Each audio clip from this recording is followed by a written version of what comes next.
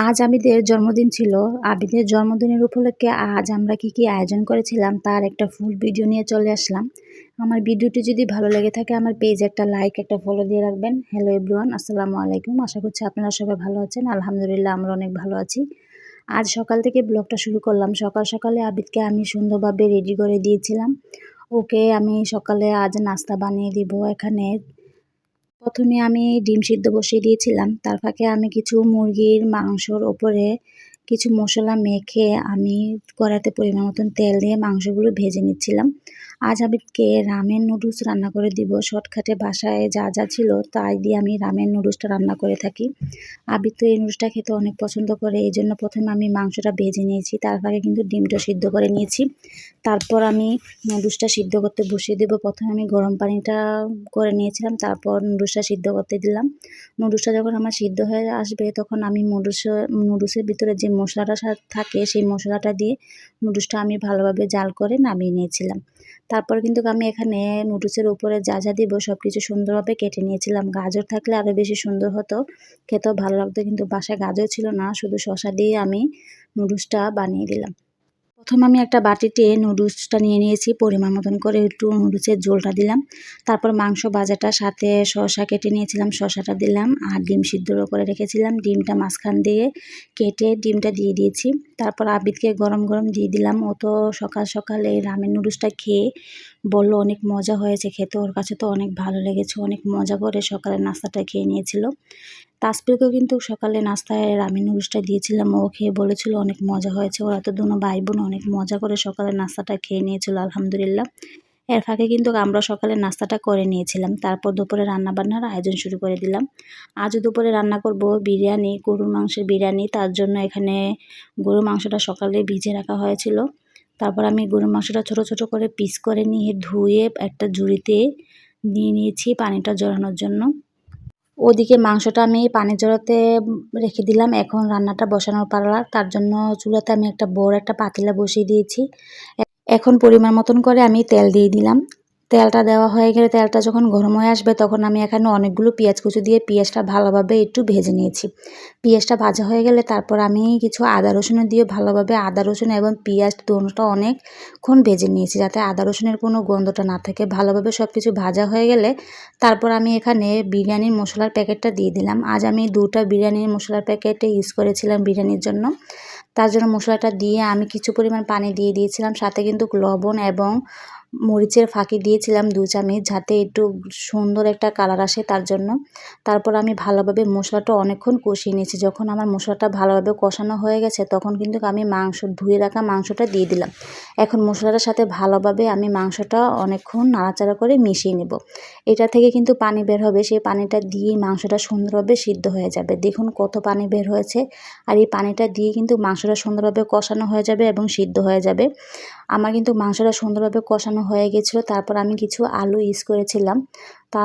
আবিদ আবার আলু খেতে অনেক পছন্দ করে। বিরিয়ানিতে আর কাচ্চিতে কিন্তু আলুটা খেতে অনেক ভালো লাগে, এই জন্য আমি কিছু আলুও ব্যবহার করেছিলাম বিরিয়ানির জন্য। তারপর আলুটা দিয়ে ভালোভাবে আমি অনেকক্ষণ কষিয়ে নিয়েছিলাম। আলুটা সুন্দরভাবে সিদ্ধ হয়ে গেছে এবং মাংসটা অনেক সুন্দরভাবে সিদ্ধ হয়ে গেছে। সব কিছু ভালোভাবে কষানো এবং সিদ্ধ হয়ে গেলে তারপর আমি এখানে ধুয়ে রাখা চালটা দিয়ে দেবো। আমি কিছুক্ষণ আগেই চালটা ধুয়ে সুন্দরভাবে পানি ঝরাতে রেখে দিয়েছিলাম। এখন আমি মাংসর আলুর সাথে ভালোভাবে পোলাও চালটা দিয়ে নাড়াচাড়া করে মিশিয়ে নেব। পোলাও চালটা কিন্তু আমি অনেকক্ষণ ভাজা করে নেব, যাতে পোলাও চালটা ঝরঝরা হয়। বেশিক্ষণ পোলাও চালটা ভাজা করলে পোলাও চাল বা পোলাওর ভাত কিন্তু অনেক ঝরঝরা হয়। তারপর আমি সুন্দরভাবে অনেকক্ষণ নাড়াচাড়া করে নিয়েছিলাম। ভালোভাবে আমার ভাজা হয়ে গেছে। তারপর আমি এখানে পরিমাণ মতন করে পানি দিয়ে দিয়েছি। আমি যত কাপ চাল নিয়েছি তার দ্বিগুণ পানি দিয়ে দিয়েছি। এখন এটাকে ভালোভাবে ঝাল করে নেব এবং বলক আসা পর্যন্ত অপেক্ষা করব। দেখুন দেখতে দেখতে কিন্তু আমার বিরিয়ানিটার কিন্তু বলক চলে এসেছে। তারপর আমি এখানে কিছু কাঁচামরিচ দিয়ে দিলাম। কাঁচামরিচটা আমি শেষেই ব্যবহার করে থাকি, যাতে কাঁচামরিচের ফ্লেভারটা থাকে আর বেশি একটা ঝাল না হয়। যেহেতু বাচ্চারা বিরিয়ানি খেতে অনেক পছন্দ করে, এই জন্য আমি ঝালটা একটু কম দিয়ে থাকি। তার জন্য শেষে আমি কাঁচামরিচটা দিয়ে ভালোভাবে আর পোলাও চালটার সাথে মিশিয়ে আমি এখন এটাকে দমে বসিয়ে রাখবো। আমি এটাকে 15 থেকে 20 মিনিট দমে বসিয়ে রেখেছিলাম। তারপর আমার পোলাও ভাতটা দেখুন দেখতে কত সুন্দর দেখাচ্ছে। তারপর কিন্তু আমি একবার নাড়াচাড়া করে দিয়েছিলাম। দেখুন পোলাও ভাতটা কিন্তু আমার অনেক ঝরঝরা হয়েছে এবং বিরিয়ানিটা দেখতে কত সুন্দর দেখাচ্ছে, অনেক সুন্দর একটা কালার এসেছে, তাই না? তারপর বিরিয়ানিটা সুন্দরভাবে আমার সব কিছু একদম পারফেক্ট হয়েছিল। তারপর আমি সুন্দর করে এটাকে সাইড করে রেখে দিয়েছিলাম। তারপর আমার দুপুরে রান্নাবান্না শেষ হয়ে গেল। আজ শুধু বিরিয়ানি রান্না করেছিলাম দুপুরের জন্য। বাচ্চারা তো বিরিয়ানি খেতে অনেক পছন্দ করে, এজন্য একটু বেশি করে রান্না করেছি। তারপর বিরিয়ানিটা রান্না করা হয়ে গেলে আমি বিরিয়ানির জন্য কিছু সালাদও কেটে নিয়েছিলাম। সব কিছু কাজকর্ম শেষ করে আবিদকে দুপুরে গোসল করে ওকে সুন্দরভাবে রেডি করে দিয়েছিলাম। ওকে মাথাটা আঁচড়িয়ে দিয়েছিলাম, সব কিছু সুন্দরভাবে সাজিয়ে দিয়েছিলাম। তারপর আমরা গোসল করে নামাজ পড়ে নিয়েছিলাম। এখন দুপুরে খাওয়া দাওয়া করার পালা। প্রথমে আমি আবিদকে একটা প্লেটে সুন্দরভাবে খাবারটা বেড়ে দিয়েছিলাম। ও তো বিরিয়ানি খেতে অনেক পছন্দ করে, সাথে সালাদ দিয়ে খেতে অনেক বেশি পছন্দ করে, কিন্তু কাঁচামরিচ সালাতে থাকে এর জন্য ও কাঁচামরিচটা বেছে বেছে খায়। কিন্তু আজ আমি ওকে কাঁচামরিচটা দিইনি, শুধু শসা আর পেঁয়াজ কুচি, টমেটো কুচি, সাথে একটা লেবু দিয়ে প্রথমে লেবুটা চিপে দিয়েছি। তারপর কিছু সালাদ দিয়ে বিরিয়ানির সাথে দিয়ে দিলাম। ও নিজের হাতে খাবারটা খেয়ে নিল। মাঝে মাঝে ও নিজের হাতে খাবার খায়, কিন্তু বেশিরভাগই আমি ওকে খাইয়ে দিয়ে থাকি। কিন্তু ওর অনেক হাত দিয়ে খেতে অনেক ইচ্ছা করে। তারপর আজ বলল ও নিজের হাতেই খাবারটা খাবে। তারপর ও নিজের হাতেই খাবারটা খেয়ে নিল। খেয়ে বলল অনেক মজা হয়েছিল বিরিয়ানিটা, আর এমনিতে ও বিরিয়ানি অনেক পছন্দ করে থাকে। তারপর দুপুরে অনেক মজা করে বিরিয়ানিটা খেয়ে নিল। আসপিলও কিন্তু ওকে আর পাশাপাশি খেয়ে নিয়েছিল, খেয়ে বলেছে অনেক মজা হয়েছে বিরিয়ানিটা। আমরাও খাওয়া দাওয়া শেষ করে নিয়েছিলাম। বিরিয়ানিটা আসলে অনেক মজা হয়েছিল। তারপর দুপুরে খাওয়া দাওয়া শেষ করে আমি একটু বাইরে গিয়েছিলাম। আবিদের জন্য একটা কেক অর্ডার করেছিলাম, কেকটা নিয়ে আসার জন্য। আমাদের জায়ান বাবার জন্য কিছু সবজি কেনা দরকার ছিল, যেমন মিষ্টি কুমড়া, গাজর। তার জন্য একটু বাজারে গিয়েছিলাম। বাজারে যেয়ে দেখি সবজির এত দাম। তারপরে এখান থেকে কিছু সবজি কেনাকাটা করে বাসায় চলে আসছিলাম, কিন্তু আরও কিছু কেনাকাটা ছিল বাসার জন্য। তারপর একটা সিরামিকের দোকানে গিয়েছিলাম। সিরামিকের জিনিসপত্র এত দাম ছিল, কিন্তু এই সিরামিকের জিনিসপত্রগুলো দেখতে কিন্তু অনেক সুন্দর, আমার কাছে তো অনেক ভালো লাগে। দেখুন বাটিগুলো দেখতে কত সুন্দর দেখাচ্ছে। আমার কাছে এই সিরামিকের জিনিসপত্রগুলো দেখতে অনেক ভালো লাগে। একসময় এসে এখান থেকে কিনে নিয়ে যাব ভাবলাম। তারপর কিছুক্ষণ দোকানে ঘুরে ঘুরে দেখে তারপর আমরা বাসার উদ্দেশ্যে রওনা দিয়ে দিলাম। পাশাপাশি কিন্তু আমরা বাসার জন্য আরও অনেক কিছু কেনাকাটা করেছিলাম। জায়ান বাবার জন্য অনেক কিছু কেনাকাটা করেছি। তারপর আমি আবিদের কেকটা নিয়ে বাসার উদ্দেশ্যে রওনা দিয়ে দিলাম। বাসায় এসে বাসাটাকে একটু সাজিয়ে নিয়েছিলাম বেলুন দিয়ে, সাথে লাইট দিয়ে অনেক সুন্দরভাবে আমাদের ড্রয়িং রুমটা সাজিয়ে নিয়েছিলাম।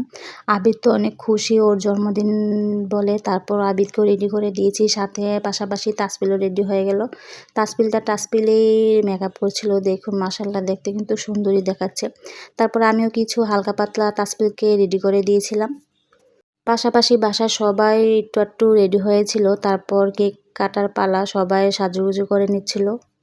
আবির তো আজ অনেক খুশি, ওর জন্মদিন বলে কথা, কিন্তু এত দুষ্টুমানি করছে, সারা রাত দিন অনেক দুষ্টুমানি করেছে, কিন্তু কিছু করার নেই, বাচ্চারা তো দুষ্টুমানি করবেই। তারপর আমি কেকটা এদিকে একটু সাজিয়ে নিচ্ছিলাম। উপরে হ্যাপি বার্থডে একটা লেখা ছিল, সেটা সুন্দরভাবে সাজিয়ে দিলাম, সাথে একটা মোমবাতি দিয়ে দিলাম। কেকটা কিন্তু মাশাআল্লাহ অনেক সুন্দর হয়েছিল, খেতে কিন্তু অনেক মজাই হয়েছিল, ভালোই হয়েছিল কেকটা খেতে। কেকটা ছিল চকলেট ফ্লেভারের। তাসপিল আবিদ চকলেট ফ্লেভারের কেক খেতে অনেক পছন্দ করে, কিন্তু আমার কাছে ভ্যানিলা ফ্লেভারের কেকটা খেতে ভালো লাগে। কিন্তু তাসপিল আবিদ তো চকলেট ফ্লেভারটা খেতে অনেক পছন্দ করে, এই জন্য ভিতরে চকলেট ফ্লেভারের কেকের অর্ডার করেছিলাম। আবিদ তো কেকটা পেয়ে অনেক খুশি, ও বলেছিল ওকে ক্রিকেট বল এই ডিজাইনটা দেওয়ার জন্য, এই ডিজাইনটা দিয়ে কেকটা বানিয়ে নিয়ে এসেছিলাম। তারপর কেকটা কাটার পর সাথে সাথে একটা লাইট জ্বালিয়ে দিলাম। ওরা অনেক সুন্দর করে কেকটা কেটে নিয়েছে, তারপর একে অপরকে কেকটা খাইয়ে দিয়েছিল। আজ সারাদিনটা অনেক আনন্দ কেটেছে। আবির তো অনেক খুশি, ওর জন্মদিন ছিল, অনেক মজা করেছে আজ সারাদিনটা। কেক কাটার পরে সবাইকে আমি আবার সুন্দরভাবে কেকটা পিস পিস করে সবাইকে দিয়ে দিয়েছিলাম। সবাই খেয়ে বলল কেকটা খেতে অনেক মজা হয়েছিল।